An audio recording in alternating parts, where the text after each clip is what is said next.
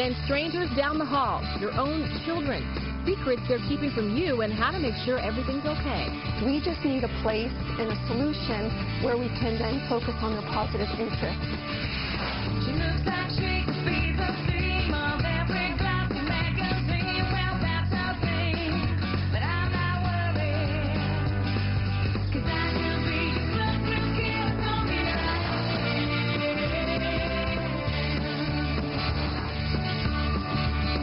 Protecting your kids online is about so much more than worrying about predators or stumbling on pornography. Mary Kay Hole is a typical mom. She tried unsuccessfully to monitor her daughter's online interactions, and she decided to take matters in her own hands. She created a website, and she's here to help us save our children from disappearing into the dangers of the online world, which is really what ends up happening, right, Mary Kay?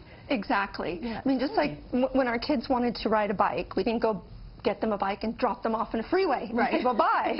So really, with the internet, we need to apply that same approach. We want to leverage the wonders of the internet and social media, but put them in a protective environment, one that protects them from the content and the culture and the people that can be very concerning. And you actually created a website. Is it called Yoursphere.com? Yoursphere.com, Is yes. it because of something that happened with your daughter in particular? Exactly. When my daughter was 12 and she's now 16, I'm exactly like the 1 in 6 parents today whose 8 to 12-year-olds are setting up profiles on Facebook, MySpace, and sites like Bebo without them even knowing about it. And I had said to my daughter at the time, you know, sweetie, it's not a safe place to be. Not only can you provide too much information, anything you post is, you know, kids make mistakes when they're online, and we don't want it to live forever. Right. You know, I said to her, you need a more protective environment, an environment that supports all the positive things that you're interested in, and not exposing her to the adult culture. And in terms of the tips that you have for parents, a lot that you had to learn on your own by trial and error too was to really think about your child's safety the same way you do online as you do offline in the outside world, because the same people that are out there are online, right? Right, exactly. And so just taking a common sense approach, make sure you know who everyone is. Be aware of the content that your kids are exposed to. I really recommend parents click 6, 7, 8 pages deep so that they know while on the outside a site might look fine, but once inside and immersed, you might not always be pleased with what you find. That's interesting. I never thought about that. They have the screen up at the top, and you have no idea. You also tell parents they have to really embrace new technology. I mean, it's not like a second job for a lot of parents to figure out what their kids are doing, but it's there, the kids are going to use it, you got to be aware of it. You have to be aware of it, and the wonderful thing about social media, I mean, we can't get enough of it. We love it as adults.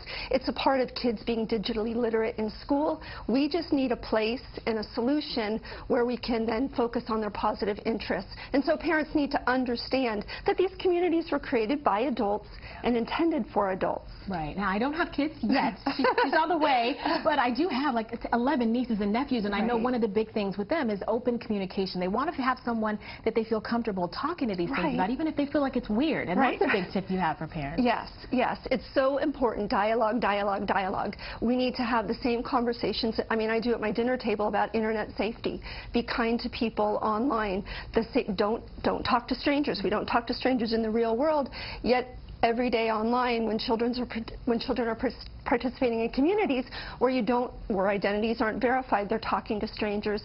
So mom and dad dialogue. Yeah, that's good. And before we go to you say that each person should have a different logon for the computer. That's correct. Why is that? Well, because you can set your internet browsers on your computer based on the age appropriateness of the child that's using. So kids can have their own logon. You can utilize the parental control features, and then you can help proactively put your child's safety first by monitoring the content that they have access to. Mary Kay, you've done a fantastic job for yourself and a lot of other parents out there. Thank you so much. No, thank Good to have you here. For more information, including all the common facts and fiction about social networking sites, you can go to BetterTV.com, and we'll have a link there for you. Honed in on her daughter's usage of the online and social networking sites, and there's a lot of scary things out there that you found out when you were checking what your daughter was doing on the computer.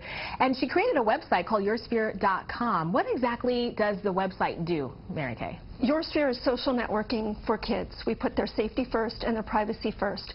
We leverage all the wonderful benefits of the internet and social media.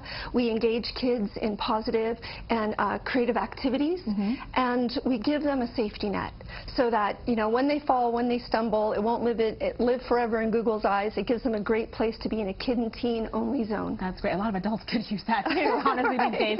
So what we're going to do is talk about what's fact, what's fiction when it comes to social networking sites. There's a lot lot of misconceptions out there, Right. too. There's a protection act called COPPA Right. that a lot of people think protects all kids online. Can you Right. explain what the act is, and does it really protect everybody? Well, certainly. The act is called the Children's Online Privacy Protection Act, and it is there in place to protect your children online.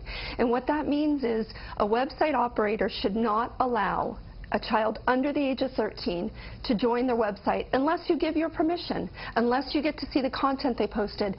So most sites say, we don't want kids here that are under 13. However, clicking that little box that says I am 13 immediately, you know, surrenders their protection by that law. So parents need to be aware of it. Don't So- just assume that it's going to protect everybody. Right, no, right off the bat. it won't. You give up your protection when a child clicks the box and fibs about their age.